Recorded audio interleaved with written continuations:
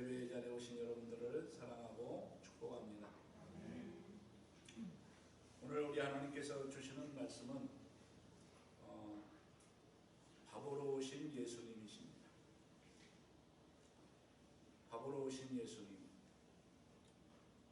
내 뼈다귀야 라는 세계적으로 아주 유명한 그림책 동화가 있습니다. 그 그림책 동화에는 강아지 두 마리가 등장합니다. 이 강아지 두 마리는 마당 한 구석에서 땅을 파헤치고 있었습니다. 한 마리는 얼굴에 얼룩이 있는 랩이라고 하는 강아지고, 다른 한 마리의 강아지는 윙클이라고 하는 강아지인데 그의 꼬리에 얼룩이 있습니다. 두 강아지는 땅을 헤치다가 뼈다귀 하나를 발견했습니다. 그리고 이 두 강아지는 서로 이 뼈다귀를 차지하기 위해서 싸움을 시작합니다. 근데 누구 하나 양보할 마음이 없습니다. 피가 터지도록 싸웁니다. 넷과 윙클은 싸움이 끝나지 않자 다른 사람의 도움을 받기로 했습니다. 마침 길을 지나가던 농부가 있었습니다. 아저씨, 우리를 도와주세요. 마치 그 농부는 자기의 마차가 개울에 빠져서 그것을 도와주면 내가 너희를 도와주겠다고 말했습니다. 그래서 이 넷과 윙클은 이 아저씨를 열심히 도왔습니다. 그런데 나중에 마차가 개울에서 빠져나오자 농부는 내가 생관할 일이 아니라고 그냥 지나쳐버립니다. 다음은 염소를 만났습니다. 염소는 건초더미에 온갖 마음이 쏠려 있었습니다. 그래서 넷과 윙클에게 답을 해주지 않았습니다. 다음은 이발사 아저씨를 만났는데 이 이발사 아저씨는 털 깎는 일에만 신경 쓰고 있어서 넷과 윙클을 일에 상관하지 않고 끼어들지 않았습니다. 마지막으로 다리가 커다란 큰 개를 만났는데 그 큰 개가 오히려 넷과 윙클이 서로가 차지하려고 했던 뼈다귀를 그 큰 개가 차지하려고 했습니다. 그래서 넷과 윙클은 힘을 합쳐서 이 큰 개를 물리치고 집으로 돌아와서 이 뼈다귀를 서로가 사이좋게 소유했다고 하는 이야기입니다. 이 책은 책도 좋고 내용도 좋고 그림도 예뻐서 최고의 그림책에 수여하는 칼레봇 상을 받았습니다. 단지 이 아이들에게 협동심을 일깨워주는 이야기였기 때문에 이 칼테봇이라고 하는 상을 받은 것이 아닙니다. 저자 니콜라스 모로도비노프는 러시아 사람입니다. 상트페테르부르크에서 태어나서 17살 때 러시아 혁명 때문에 파리로 이주해서 작품 활동을 했던 사람입니다. 그는 어려서 러시아 혁명을 몸으로 직접 체험했습니다. 그리고 인간의 참모습을 러시아 혁명을 통해서 발견했습니다. 그래서 그는 이 작품을 통해 사람들이 이 하찮은 개뼈다귀와 같은 아무런 가치 없는 것을 위해서 살아가는 것을, 그 실체를 보여주기 위해서 이 내 뼈다귀야 라는 그림책을 쓴 것입니다. 저는 한때 동물의 왕국이라는 TV 프로를 좋아했던 적이 있습니다. 제가 나이가 들면서 피 흘리는 모습이 싫어져서 지금은 보이지 않습니다. 더군다나 요즘에는 제가 강아지를 키우기 때문에 동물을 학대하는 그런 프로그램은 절대 보지 않습니다. 마음에 도움이 되지 않습니다. 그런데 제가 아프리카에서 많이 목격한 것은 오히려 그 맹수들이 초원에 누워서 평화롭게 초식동물을 바라보는 모습입니다. 배가 고플 때는 정말 온 힘을 다해서 사냥을 하지만 온종일 사냥을 하면서 시간을 보내지는 않습니다. 사자물이 앞으로 가젤이나 얼룩말이 지나가도 사자들은 아무렇지 않게 누워 쳐다보고만 있습니다. 그럴 때는 참 순해 보이기까지 합니다. 그런데 역설적이게도 우리 인간은 다릅니다. 우리 인간은 욕심이라는 식욕을 채우기 위해서 언제나 배고파합니다. 욕심이 채워지지 않아서 아직도 배고파하고 가질 만큼 가졌는데 그 욕심 때문에 여전히 사냥합니다. 개뼈다귀는 아무것도 주지 못하는 무용지물이었습니다. 그러나 그럼에도 불구하고 개들은 그 뼈다귀에 목숨을 겁니다. 오늘 부활절을 맞이해서 저와 여러분이 한 가지 우리의 삶 가운데 점검해 볼 것이 있습니다. 정말 지금도 생명과 같이 붙들고 있는 것은 무엇일까? 목숨을 걸고 빼앗기지 않으려 안간 힘을 쓰는 것은 무엇일까? 내가 부족하지 않은데 여전히 이웃을 못 본 채하고 자기 욕심만 채우고 자기가 가지고 있는 두려움과 불안 때문에 여전히 개뼈다귀를 우리가 몰입하면서 살아가는 것은 무엇일까? 이것을 발견하는 귀한 시간이 되기를 주의 이름으로 축원합니다. 성경은 이에 대해서 신랄하게 비판합니다. 이사야 55장 2절에 보면 너희가 어찌하여 양식이 아닌 것을 위하여 은을 달아주며 배부르게 하지 못하는 것을 위하여 수고하느냐. 내게 듣고 들을지어다.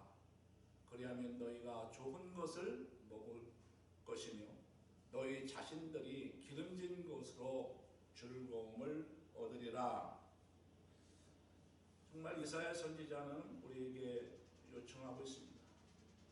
진작 너희를 배부르게 하는 것이 뭐냐? 개뼈다귀냐?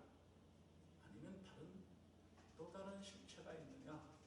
이걸 묻고 있습니다. 하나님은 내게 듣고 들을지어다 이렇게 말씀하십니다. 강조하고 있습니다. 듣고 들을지어다.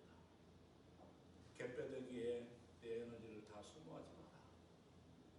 개뼈다귀에는 아무리 그것을 너희가 오랫동안 향유하고 있어도 결코 너희를 배부르게 하지 못할 것이다.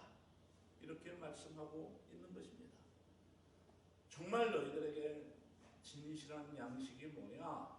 이것은 바로 하나님의 말씀이라고 하는 것입니다. 그것이야말로 참으로 생명의 양식이라고 하는 것입니다. 말 그대로 우리에게 생명을 주는 양식, 그것이야말로 우리를 배부르게 하는 양식인 것입니다. 오늘 예수님께서 우리에게 일깨워주고 있는 말씀도 바로 그것입니다. 요한복음 4장 48절에서 51절 말씀에 보면 이렇게 말씀하십니다. 내가 곧 생명의 떡이니라. 너희 조상들은 광야에서 만나를 먹었어도 죽었거니와 이는 하늘에서 내려오는 떡이니 사람으로 말미암아 먹고 죽지 아니하게 하는 것이니라. 나는 하늘에서 내려온 살아있는 떡이니 사람이 이 떡을 먹으면 영생하리라. 내가 줄 떡은 곧 세상의 생명을 위한 내 살이니라 하시니라. 예수님께서 이 땅에 오신 목적이 무엇입니까? 예수님은 생명을 주시는 양식, 곧 밥으로 이 세상에 오셨습니다. 그리고 우리에게 말씀하십니다. 나를 먹으라. 예수는 하나님이시고 생명이시고 육신이 되어 오신 말씀이십니다. 밥은 그저 밥그릇에 담겨 있기 위해서 준비하는 것이 아니라 밥은 씹히고 또 씹혀져서 내 몸 안에서 살이 되고 피가 되기 위해서 밥은 존재하는 것입니다. 자신이 죽음으로써 그 사람의 육체를 성장시키고 생존시키기 위해서 밥은 존재하는 것입니다. 그래서 예수는 곧 자기는 밥이라고 말씀하십니다. 예수는 밥, 다시 말해서 말씀입니다.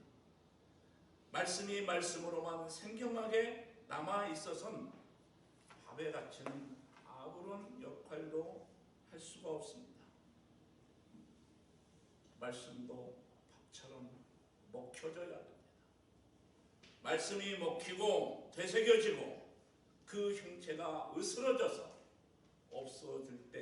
없어질 정도로 소화되었을 때만이 그 말씀은, 그 예수는 내 안에서 비로소 육신이 되는 것입니다. 예수가 내 안에 거하여 나의 생명을 풍성하게 해주는 것입니다. 그래서 예수님은 이렇게 말씀하십니다.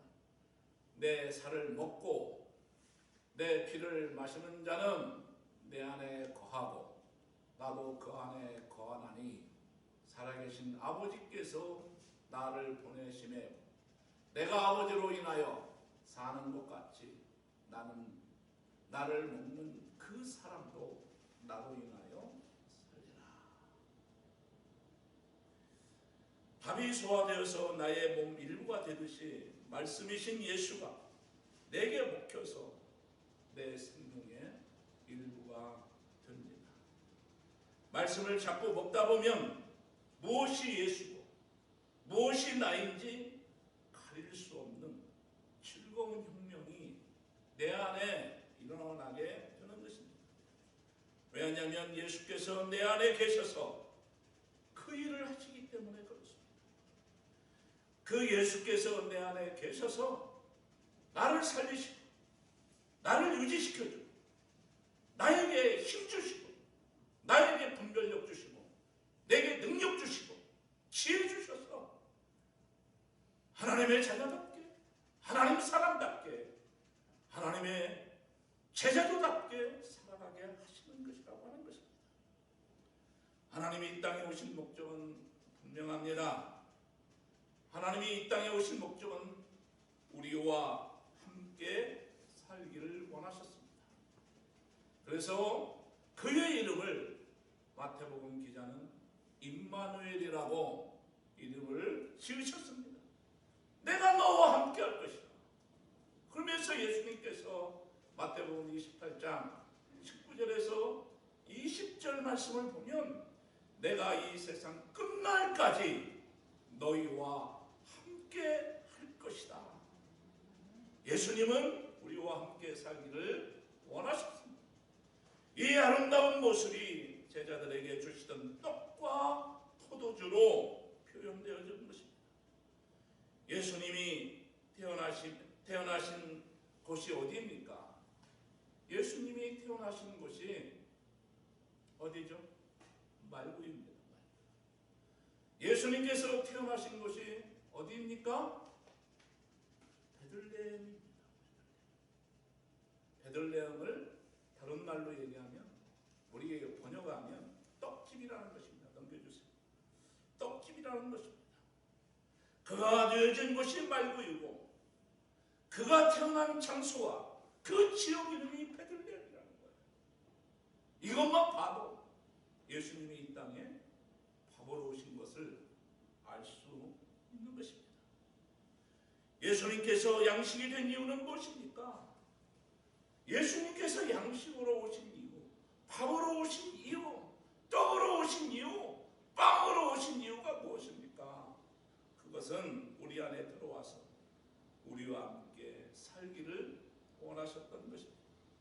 그것도 그냥 잠시 있다가 떠나는 나그네의 모습으로 오시기를 원하신 게 아니라 나와 영원히 나와 함께 거하시기 위해서 이 땅에 오신 것입니다.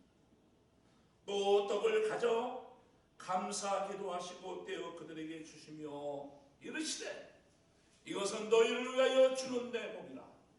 너희가 이를 행하여 나를 기념하라 하시고 저녁 먹은 후에 잔도 그와 같이 하여 이르시되 이 잔은 내 피로 세우는 새 언약이라. 곧 너희를 위하여 붓는 것이라. 이렇게 말씀하셨습니다. 너희를 위하여 주는 내 몸. 얼마나 감동적입니까? 얼마나 위대합니까? 얼마나 희망적입니까? 너희를 위하여 주는 내 몸이라. 이것이 주님의 마음이었던 것입니다. 몸을 찢어서 제자들에게 주고 싶은 그 간절함, 그 절규, 이것이 주님의 사랑의 깊이였던 것입니다. 지금은 고인이 되신 김수환 추기경은 사람들이 만만한 사람을 가리켜 내 밥이라고 하였다. 예수님이 말구에 오신 것 자체가 밥으로 오셨다는 의미이다. 그리고 최후의 만찬 석상에서 자신의 살과 피를 마시라면서 자신이 밥으로 왔다는 사실을 다시 일깨워 주었다. 이렇게 말씀을 했습니다. 밥으로 오셔서 밥으로 가신 분, 그분이 누구십니까? 예수 그리스도이십니다. 여러분, 이 세상에서 바보가 있습니다. 어떤 사람이냐면 정말 사람들이 자식만 나면 바보가 됩니다. 고슴도치도 자기 자식이 예쁘다는 말이 있잖아요. 저희 나이에서는 자녀가 정말 자녀 손자나 손녀를 낳으면 바보가 됩니다. 추측바가지가 됩니다. 남들이 뭐라고 하든 말든 바보가 되는 것을 많이 볼 수 있습니다. 분명히 나에게 돌아올 이득이 전혀 없는데도 불구하고 바보가 됩니다. 왜 그렇습니까? 사랑 때문입니다. 딸 바보, 아들 바보가 되는 것이죠. 어쩌면 그것이 사랑의 진정한 속성이 아닐까요? 바보하면 가장 먼저 떠오르는 사람이 있었습니다. 우리가 수요 예배에서도 얼마 전에 다루었던 요나단이라고 하는 사람입니다. 요나단은 참으로 바보였습니다. 요나단은 왜 아버지 사울처럼 잔머리 굴려서 똑똑하게 살지 않고 바보처럼 사랑했을까? 자신의 재능보다 중요한 것은 부르심에 응답하시는 것이라고는 하지만 요나단은 바보였습니다. 요나단은 자신이 아버지 다음에 왕이 될 수 있다는 것을 알았습니다.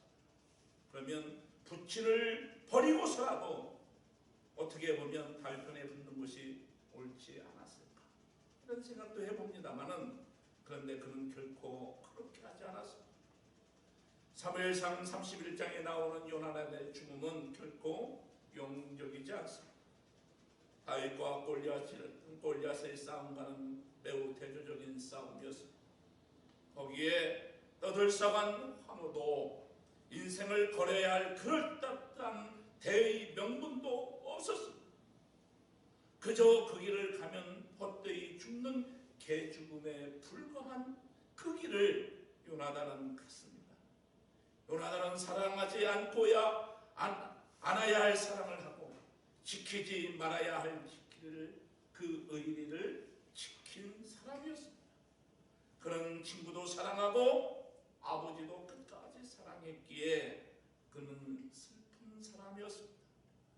예수님도 세상에 있는 자기 사람을 사랑하시되 요나단과 같이 끝까지 사랑하셨다고 하는 사실입니다. 하나님은 바보 같은 사랑을 하십니다. 아담 바보입니다.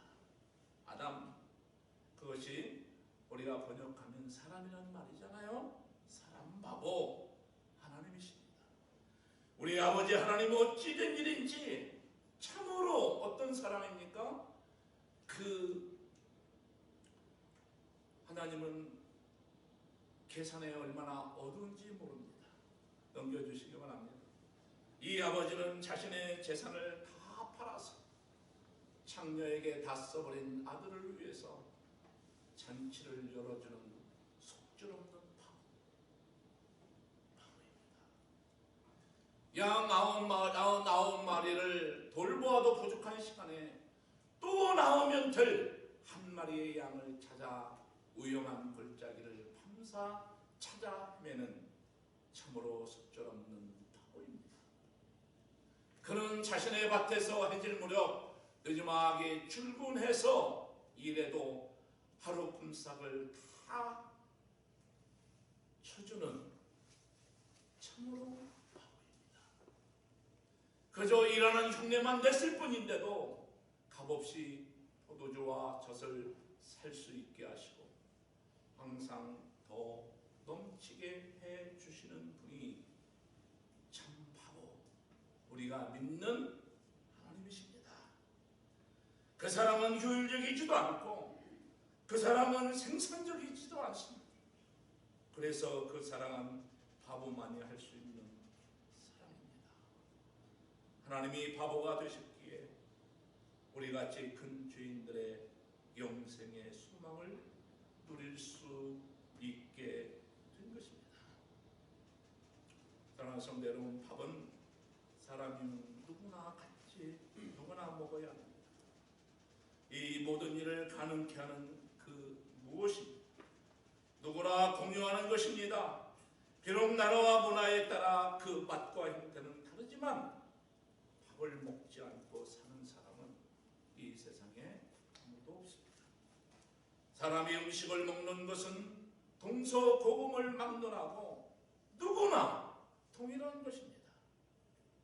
그런데 이 밥은 사람들은 이 밥 때문에 전쟁을 하기도 하고 또한 평화를 구하기도 합니다. 나 역시 수없이 많은 밥을 먹고 배설하면서 살았습니다. 내가 먹고 마셨던 밥, 내가 목마를 때 먹었던 물, 내가 한순간도 들이마시지 않고는 살 수 없는 공기의 양은 이루 헤아릴 수가 없습니다. 예수 역시 스스로 밥이라고 하셨습니다. 빵과 포도주를 자신의 살과 피라고 하셨습니다. 이는 상징적인 이야기가 아닙니다. 아주 섬세하고 구체적이고 실제적이고 눈에 보이고 우리의 손으로 보아 느낄 수 있는 것입니다. 성찬식후의 밥이 예수의 살로 변한 것이 아니라 예수는 본래 살과 피, 밥 그 자체였습니다. 우리의 밥은 예수님이십니다. 예수가 밥이 되심의 선언을 성만찬 때만 하고 우리가 그 선을 성만찬 때만 기억하고 나머지 순간에 잊힌다는 것은 참으로 불행한 일입니다. 이 사건을 자꾸 과거에 일어났던 사건으로 회귀시키는 것은 참으로 바보스러운 일이고 그건 바람직하지 않는 일입니다. 현재에서 늘 일용할 밥과 관계를 맺으면서도 밥의 의미를 모른다는 것은 참으로 안타까운 일입니다. 성만찬은 예수께서 밥의 의미를 새롭게 하신 사건입니다. 의식을 되풀이하는 것이 중요한 것이 아니라 역사 속의 예수가 중요하지만 내 가슴 속의 예수가 훨씬 더 중요합니다. 내 일상에서 만나는 예수가 훨씬 더 중요합니다. 여러분 그런 예수를 만나기를 바랍니다. 그런 예수와 교제하면서 살아가는 저와 여러분이 되기를 간절히 소원합니다. 사막에서 강한 짐승이 나타날 것입니다. 강렬한 태양 아래서 나타나는 견디입니다. 자신의 몸에 물을 지니고 있기 때문입니다. 그렇다고 낙타의 몸에 다른 짐승들보다 더 많은 물이 있는 것은 아닙니다. 여느 동물과 비슷한 양입니다. 하지만 낙타는 자신의 몸에 물이 있어야 한다는 것을 유전학적으로 압니다. 동물적인 감각으로 압니다. 그래서 그는 정말 낙타는 오아시스에 가면 항상 무릎을 꿇습니다. 왜 그렇습니까? 오아시스에 가면 항상 무릎을 꿇는 이유는 물을 공급받기 위해서 그렇습니다. 물을 챙기는 것입니다. 물은 낙타에게는 곧 희망이고 생명이고 삶의 근원임을 익히 하기에 그는 오아시스에 가면 항상 무릎을 꿇습니다. 그것이 버팀이 되어서 낙타는 사막의 뜨거움을 견뎌내는, 넉넉하게 사막을 이겨내는, 환경을 이겨내는 그 동물이 된 것입니다. 또한 사막의 강한 식물은 선인장입니다. 줄기는 최대한 물을 머금고 있습니다. 그래서 선인장은 뚱뚱합니다. 그렇지만 잎은 최소한의 물로 버티고자 가늘어졌습니다. 선인장 가시는 생존을 위한 발버둥이 이렇게 모양새마저 바꾸어버린 것입니다. 그렇게 선인장꽃은 슬픔을 간직한 화려함을 지니는 것입니다. 사랑하는 성도 여러분, 인생은 사막과 같은 사막을 걷는 것과 같습니다. 얼마나 많은 이가 권력욕과 소유욕, 이것을 찾아 개뼈다귀 같은 것을 찾아서 불나비가 되어 있는지 모릅니다. 배고프지 않고 목마르지 아니하면 우리가 생명의 빵인 그분과 함께 가야만 합니다. 그분만이 내 인생의 오아시스니까 말입니다. 예수님께서 말씀하십니다. 내가 생명의 빵이다.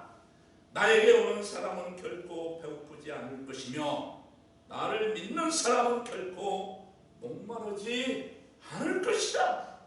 예수님께서는 당신께 생명의 에너지가 있기에 삶의 거처를 찾으려면 당신께 꼭 오라고 말씀하십니다. 배고프고 목마를 때에 오라고 하십니다. 사실 모든 생명이 태어나 살아남기 위해서 가장 먼저 해결해야 할 문제는 배고픔과 목마름입니다. 여러분, 내 목마름, 내 배고픔, 그것은 결코 개벽다귀로 해결할 수는 없는 것입니다. 예수님께서 내가 생명의 나에게 오는 사람은 결코 배고프지 않을 것이다. 나를 믿는 사람은 결코 목마르지 않을 것이다 라고 우리에게 이르십니다. 아기가 사랑으로 대해주는 부모가 있으면 기뻐하는 것처럼 우리는 주님만 있으면 기뻐할 수 있습니다. 주님이 내게 있으면 다시 목마르지 않을 수 있습니다. 주님만 있으면 채울 수 있습니다. 우리는 같은 고난의 길에서 오아시스 그 주님을 만나기를 바랍니다. 그 주님과 동행하는 삶이 되기를 원합니다. 그분과 함께하며 그분으로 더불어 살아가는 저와 여러분이 되기를 주의 이름으로 축원합니다. 우리 함께 기도하겠습니다. 소리 내면서 정말 우리 주님 말씀을 묵상하면서 다시 한번 기도하는 시간이 되기를 바랍니다.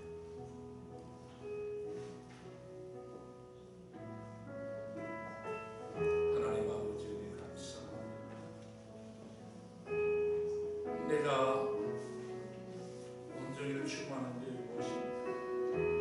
차갑게나 그 생각, 나의 생각을 마비시키는 그것이 무엇입니까? 하나님 아버지, 그것이 나의 죽음이십니다. 개벽다귀 같은 하나님이 세월 세상적인 상황 속에서